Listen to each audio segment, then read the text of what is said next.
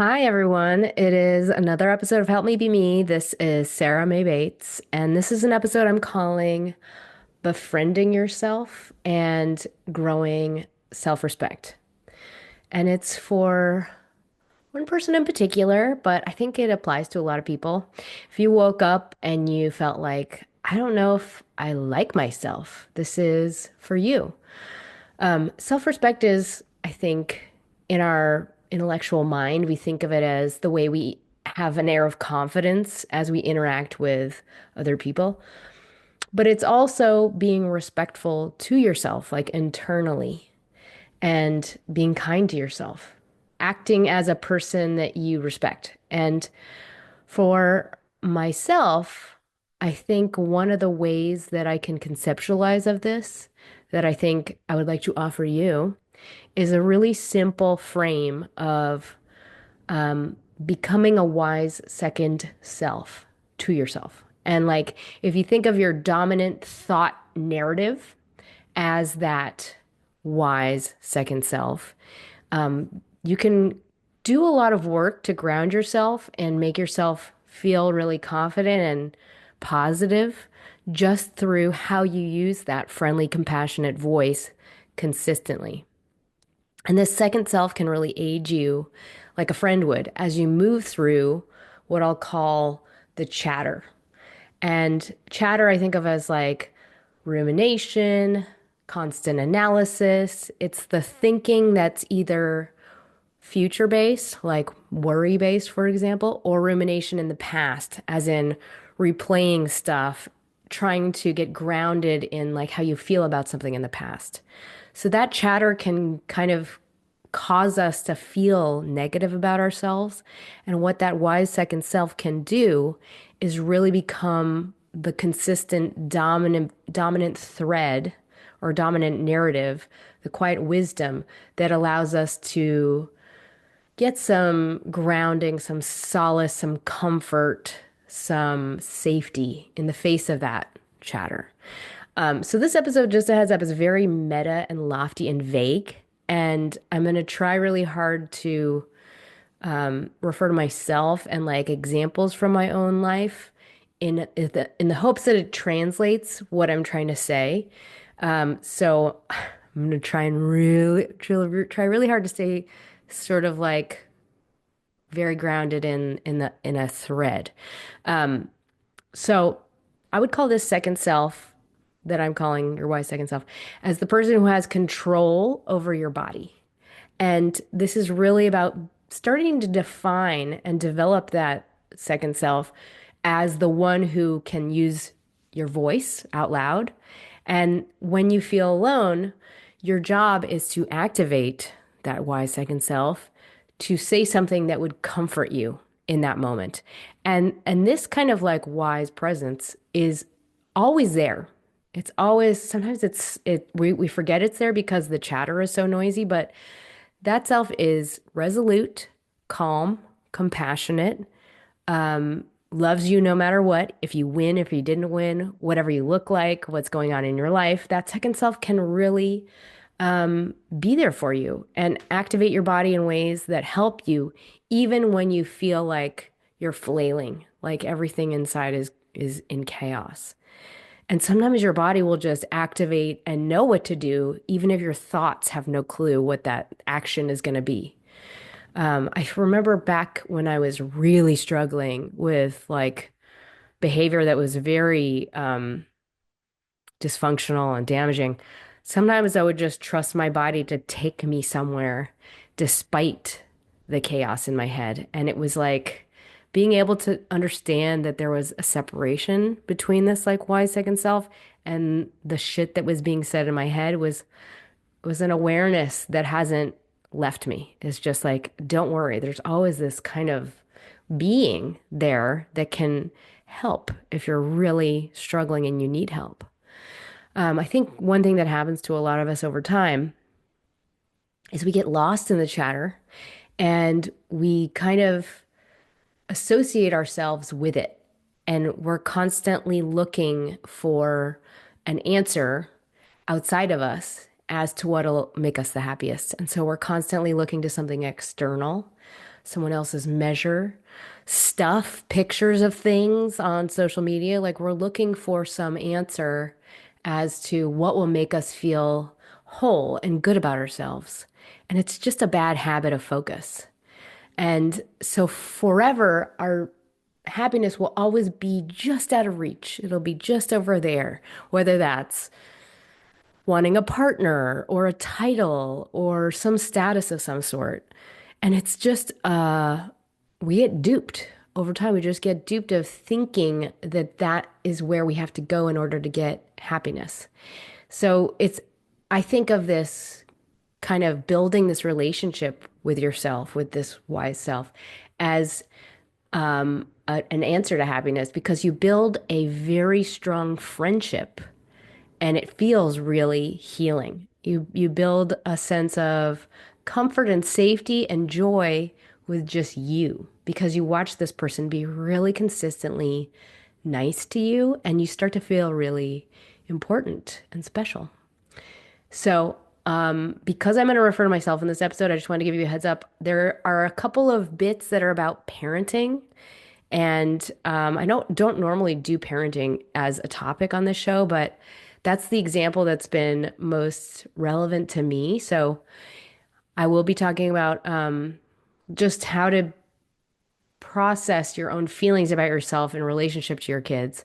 And if you are a parent and you are feeling like that is helpful, I would also offer that when you are working on yourself, when you're being really nice to yourself, you are also demonstrating to your kids how they can live healthy, successful lives. And that is how we raise kids that know how to not be manipulated or, duped into false idols. It's like we show them how to have a sense of self-worth and how to honor yourself and how to be self-respecting by showing them with our own actions how we live, how by enacting compassion, self-honor, giving them healthy unconditional love, but also being unconditionally loving to ourselves. And so I would say as you work on your stuff and as you demonstrate self-respect, you are also showing them how to be a human and not be a robot, you know? I know that I'm constantly consuming parenting content, and a lot of it is feels like it's like, be a robot, don't show them the range of who you are. And I'm like, that does not feel right. And I think the best thing we can do as parents is give ourselves the resources to act as ourselves, to act as the people we choose to be, and then demonstrate self-respect and how we can live in a way that honors ourselves. With that, there are three parts in this episode: the what, the why, and the how, the tools.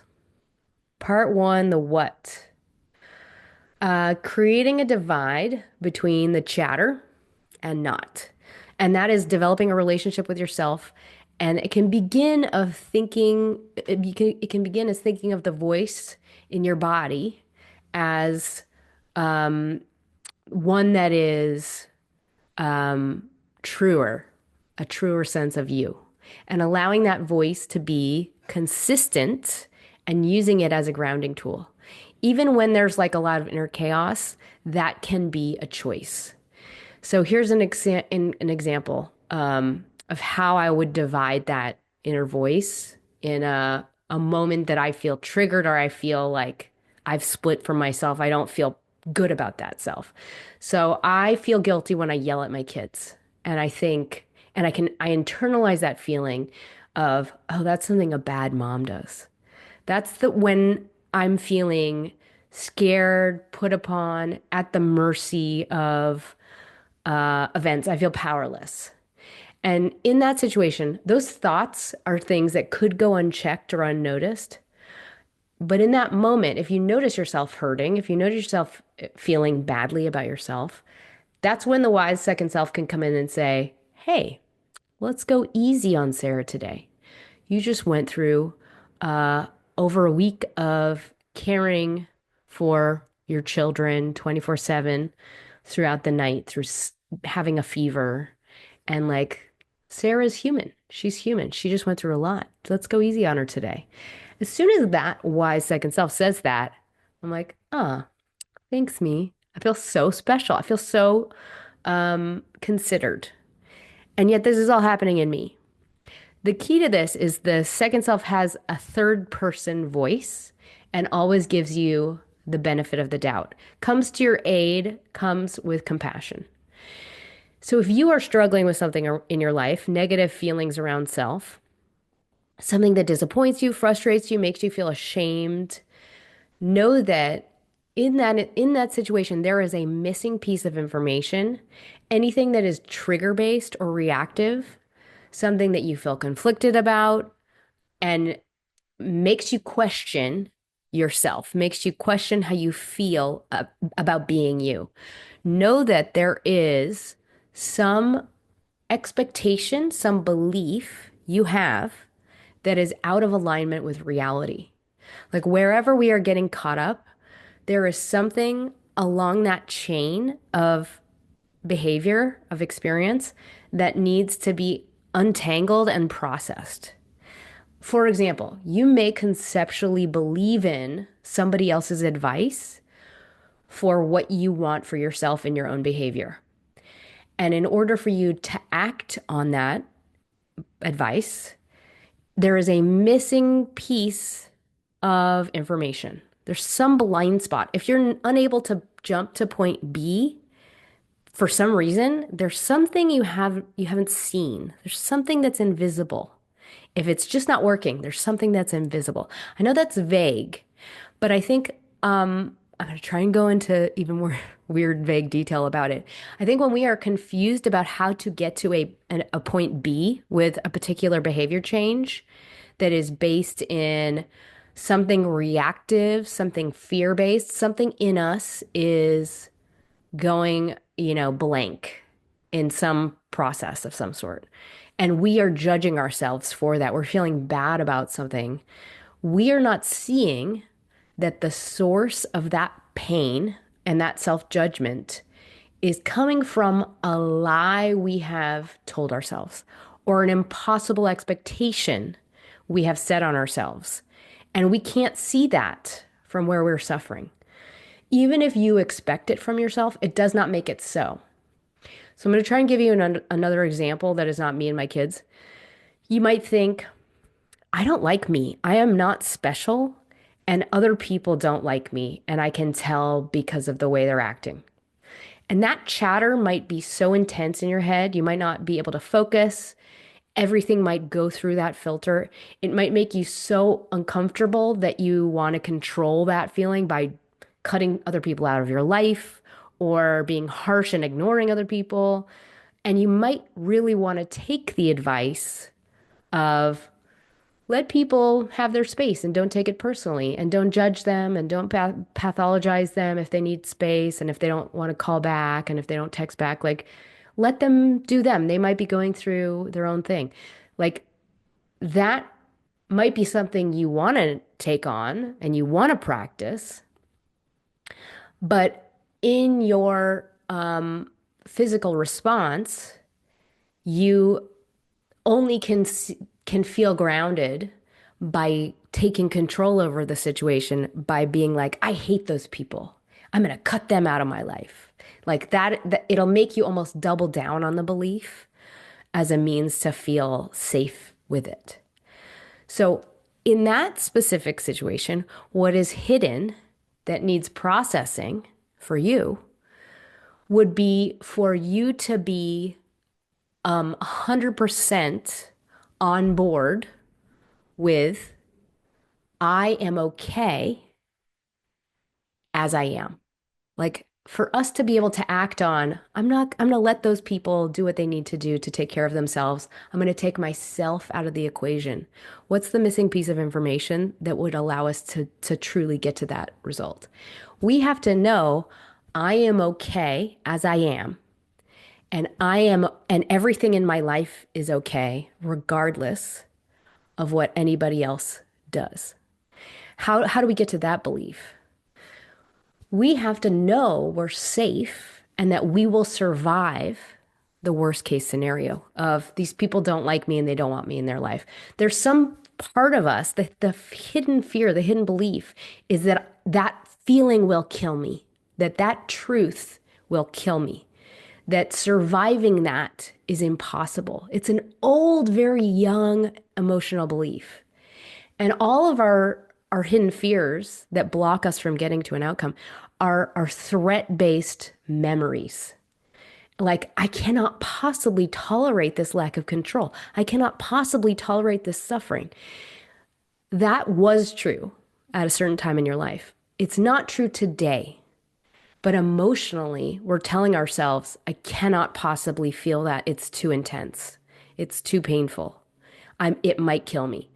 As a teenager, it emotionally feels that way. Sometimes it feels like we're gonna die because it's so excruciatingly painful that we almost have to like numb our bodies to tolerate it. As adults, however, we can move through feeling all of those feelings. So instead of resisting via the trigger response, we have to tell ourselves, first of all, this is what am I hiding from? What's the belief that I'm trying to avoid? Oh, I think that I won't be able to handle this if it's true. So what we can do is really just hold our hand through the experience of, okay, let's imagine that it's true. Let's move through this being true, because it might be. And yes, I am alive, and yes, I am okay. I find that this processing of like the worst case scenario of the fear I want to avoid is super helpful when I'm in a situation where I overreact and I don't like how I've acted. Like when I blow up and yell, that is when I have the most shame. And that's when I'm like, oh, I don't like me. That as soon as you have that feeling, I don't like me, what we really need to do is process whatever that misalignment is between what happened and what you wish happened and what is possible for you in reality. Because there's a middle point between the two that is actually where we need to be that we're not even aware of. Anger and lack of control, I think, are huge hurdles for parents in particular. And it's what gives me personally cringes. Like, if you can relate to that, I would say what is at play in your blind spot is the expectation of ourselves that we should have control, that we should always be able to have control. And that is a lie that creates shame and also perpetuates the lack of control in itself. So, what we really need to do, instead of really doubling down on that belief of I need to have control at all times, is for us to back up and work on giving ourselves help and ease and not suppressing self, being better at not suppressing our needs. In other words, there's an incorrect target in your mind. Like we have to work on changing our expectations and seeing our expectations as malleable, you know? Somewhere very young, I'm gonna guess a teenaged self, perhaps, our expectations get set really high and really rigid of I will be perfect and I expect others to be perfect. And that belief creates misalignments and explosions. So if you are expecting yourself to be perfect in your belief system subconsciously, that is energetically what is beneath anger or explosions. Thinking that that should be healthy or normal is what creates the lack of control in itself. So what we can do is practice welcoming our lack of control, welcoming softness, welcoming inability to control the world, and knowing that that's a gift of peace, like a gift of acceptance, of flexibility, openness, levity, peace. It's like learning we can sway with the wind and knowing that that is truly mastering self, stepping into powerlessness versus trying to be more powerful, more rigid in the exertion of control. Like the truest skill is noticing when we need to step back and just put your hands up and say like, I can't control this and it fucking sucks. I can't control this because I'm a human and I am exhausted and trying to juggle 8 bajillion things every single day. On the same topic, I will also say I read a lot of parenting info, as I said, on the interwebs. And I think one thing that is missing from a lot of that content is the person that is the parent and noticing who they are in reality.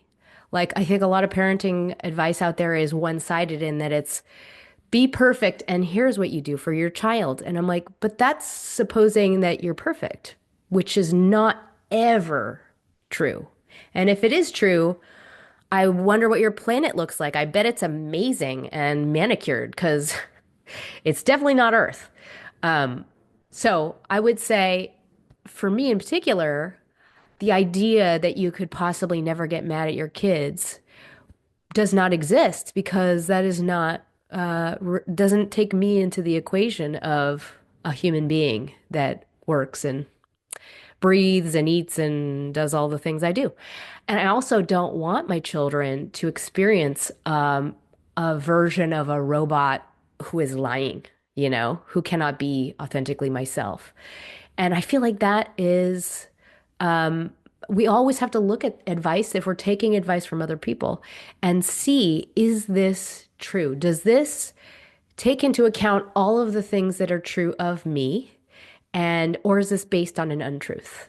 Because all hypotheticals are fine until you plug in all the realities of a situation. So, all of that said, that was a long what. All of that was a lot of really like vague meta stuff to get to something that I think is extremely simple.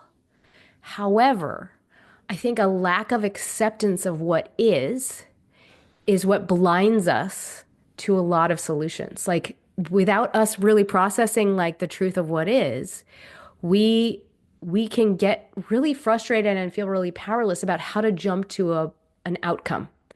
So what we have to do is really rewind and look at like what am I not seeing? If I can't jump to B and I'm like working with oven mitts on, what is the thing I'm missing? So I wanted to ask you, what is the untruth that might be blinding you between you and a behavior change? Is there one? Is there an expectation that is not real?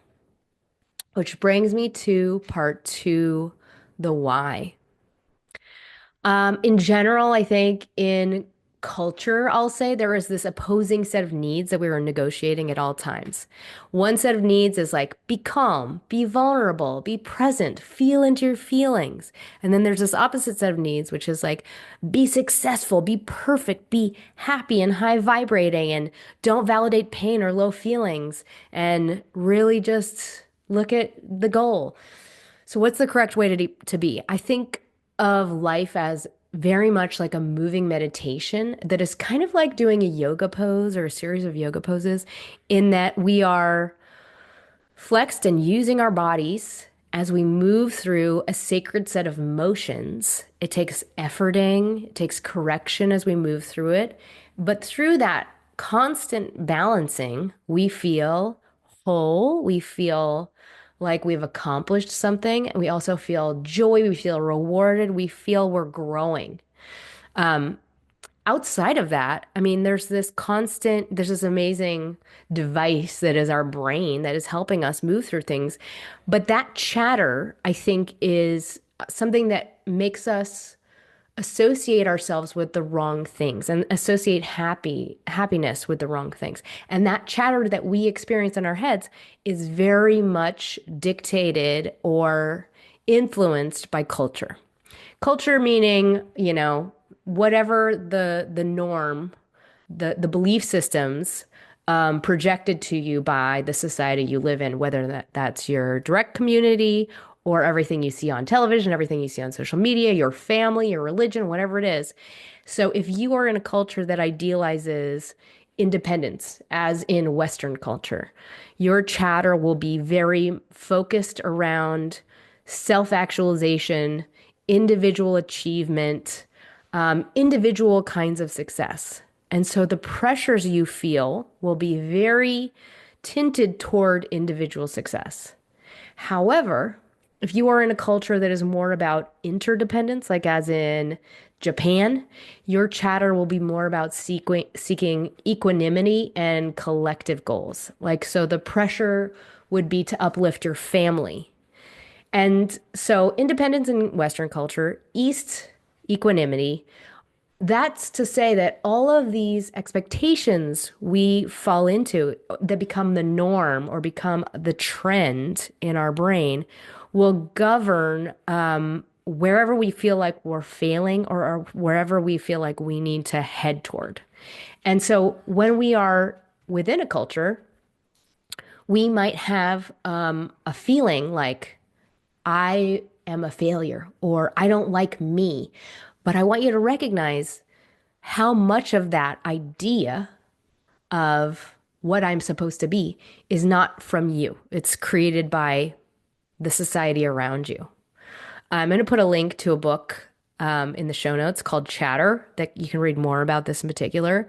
All of that is to say, this inner narrative is in part you, but it's also in part not you. And so, what I wanted to encourage in you is for you to see this narrative in your brain and this narrative for what is good, what is bad, what is success, what is not success as ever changing and fluid and will evolve based on the current school of thought you happen to subscribe to. So I would keep it simple. If you are at the mercy of negative chatter, start to ask, how can I head toward something positive? How can I do one positive thing for myself today? And how can we also step back from chatter when it's starting to hurt us? Like, how can we come back into a very simple, kind energy for ourselves? Don't get lost in the stuff. Don't get lost in the individual to-do items. Really coming home to an energy of like, how can I be kind to myself today? What's something I can do to default to the positive today? What's something that feels like if I had nothing else to do, what would I do for myself today? How can I be supportive of myself today? And with that, here is part three, the how, the tools. But first, a brief word from our sponsors.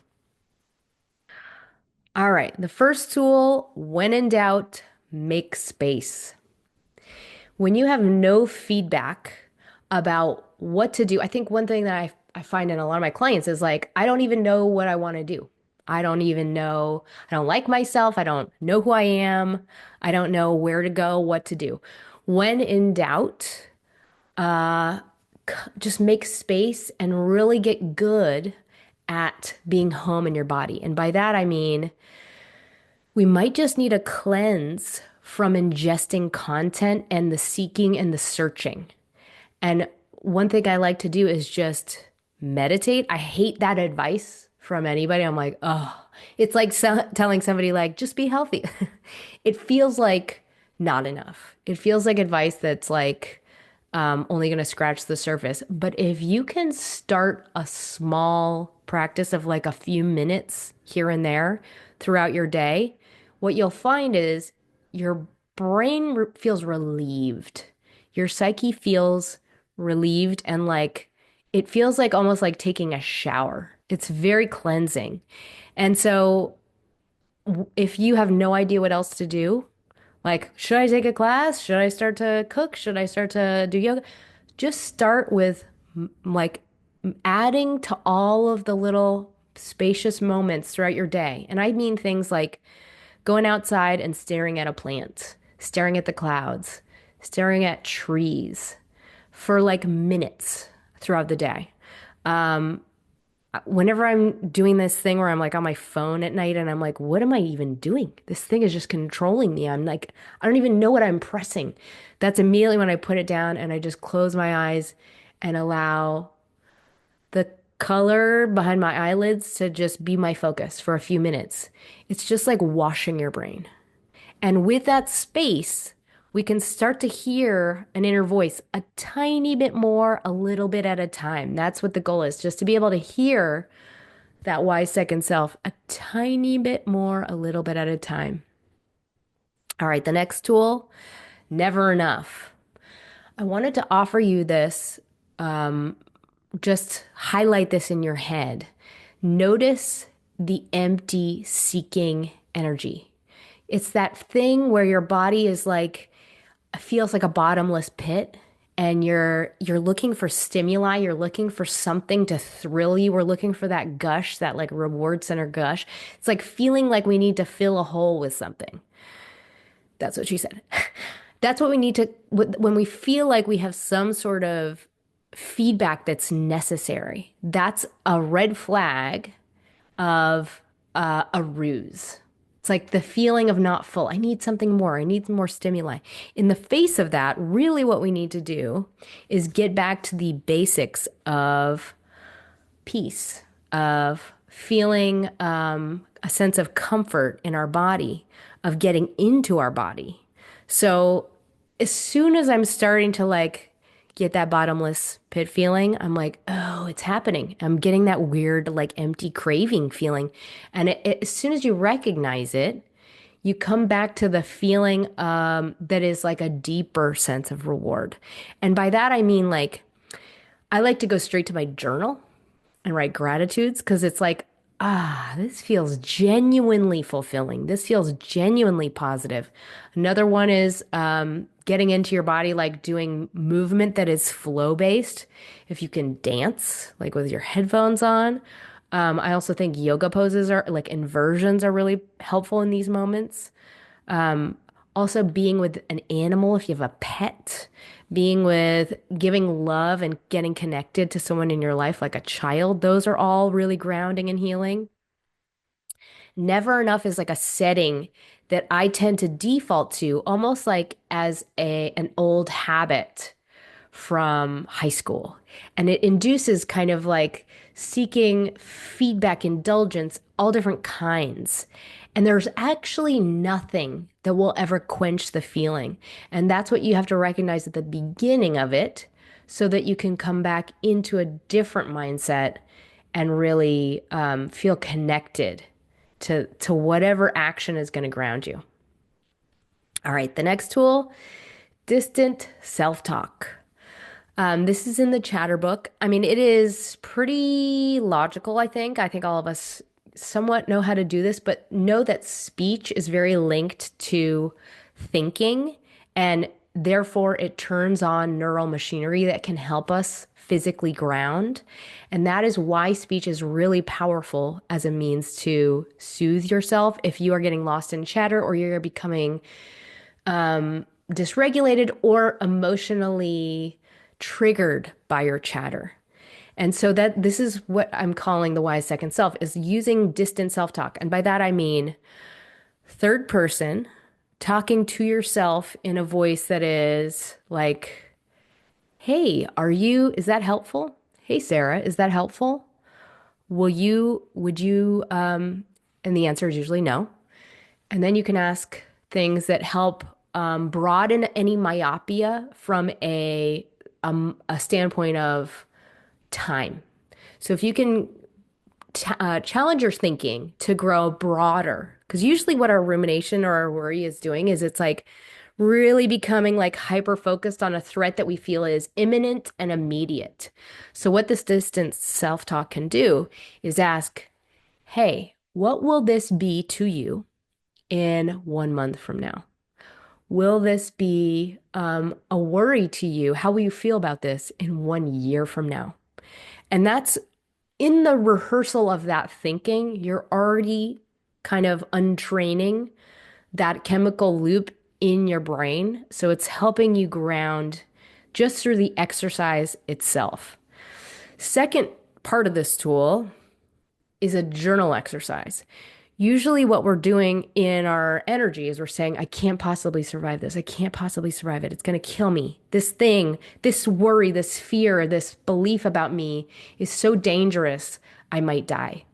And so, what I think is really positive and helpful to do is journal Okay, let's imagine the worst case scenario is what happens. How will you move through all of these experiences? This will happen. Then you'll do this. And in response to that, then I'll do this. Then I will call this person. Then I will book this therapist. And then I will do this. I will go through a period of time that will be like this. And then all of that has happened. I will do this, and I will survive. And I will be okay. And I will live. And then at least you have just gone through the experience already and you know you will be okay. Because then it's like your anxiety can just be like, ah, cool. All right. Well, we took care of that experience. Like, it's like you don't have to plan anymore because you've already experienced it. All right. Next tool, ritual container. If you are in a state of negative self-talk or in a belief that just won't leave you alone about how you feel about yourself, and that's a bad thing, one thing that I am a huge proponent of that is helpful in all situations related to anxiety of any kind is enacting some sort of ritual that is formulaic and I think it's a helpful thing if it's borrowed from another time that has more resonance in its practice. So if that's a prayer you want to say, for me it's like things like a recipe. I'll enact a recipe in my head like in very detailed order. Ritual is a way for us to take control out of a chattering mind and give it to a different part of our mind that is much calmer. So it actually does soothe your physical body. It's also a way for us to get to a deeper felt sense of connection. So if we can perform some sort of ritual, say some sort of prayer that is connected to a bigger group than ourselves, it helps us to feel grounded in a connection to others. All right, the next tool is called Healing Stillness. I really like this one. It's kind of a weird idea. I okay. As a meditation to do in self to get like to create this feeling of home within self, I wanted to invite you to bask in the quiet energy of rooms from your childhood and just like mentally be in that room in like a very still, quiet moment. For me, it's my grandparents' breakfast room, like a very sunny room, or when I was like really young, my parents' bedroom. Just imagine the being in the room, just being in a quiet moment from childhood. One that feels safe, obviously, and feels good and grounding.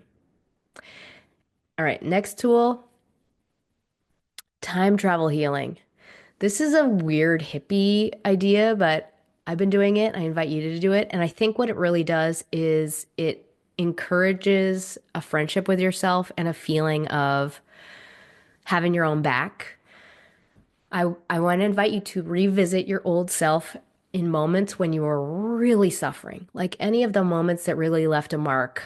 For me, it's like 16 years old, 17 years old, being like feeling so completely alone, triggered, awful about myself, and like just go to that self in your mind's eye and just be a kind voice in that person's ear and just tell that self, you will be okay one day. There is a day in the future where you will be so happy and you will be so confident and you will be so healed. And don't worry, you will make it. Just comfort that self. And energetically, whether I don't know what you believe in, I feel that this very much does help that self at that young age. All right, next tool, a mantra. I am nothing if not courageous. If you are a person who is suffering, you're still moving through it, you're still working on yourself, and you wish you were further along in your change, just remember you are courageous. And that is the most important virtue because it is necessary for all other virtues, and you have it. You know, a lot of the time when we are judging ourselves, there is some lie that we are telling ourselves and about who we are.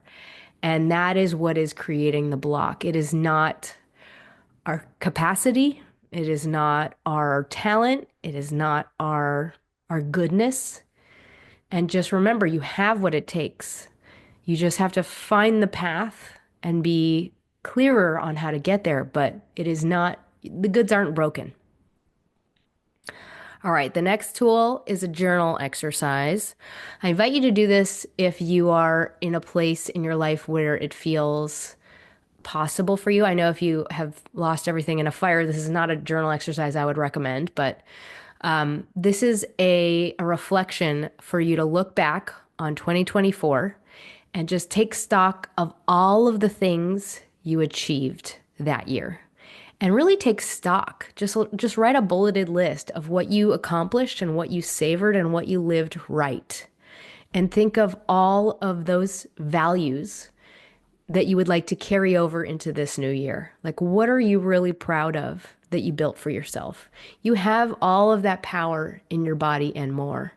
And just really do a little pat on the back through 2024. All right. And then the last tool I have for you is called acting out. So, in the instances when we say fuck it, when we were like, I don't fucking care. I'm just gonna do whatever. We decide to throw everything up in the air and just say fuck it.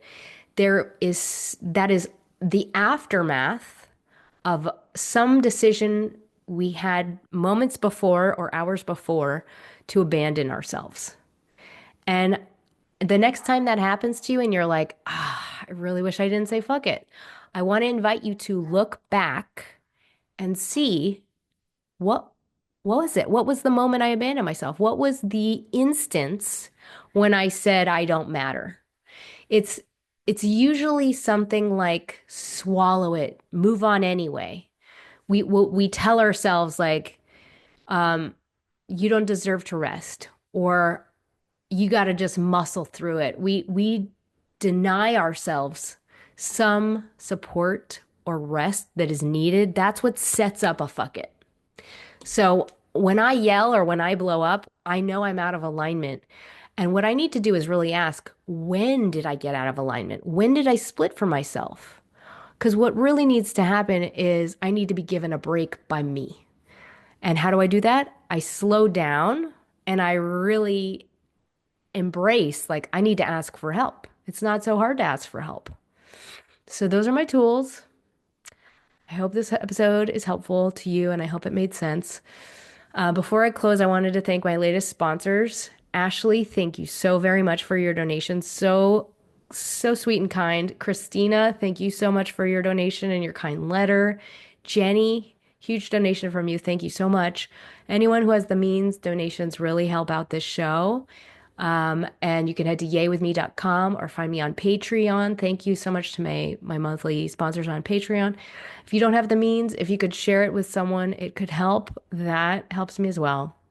So in closing, I just wanted to remind you all that we're never done.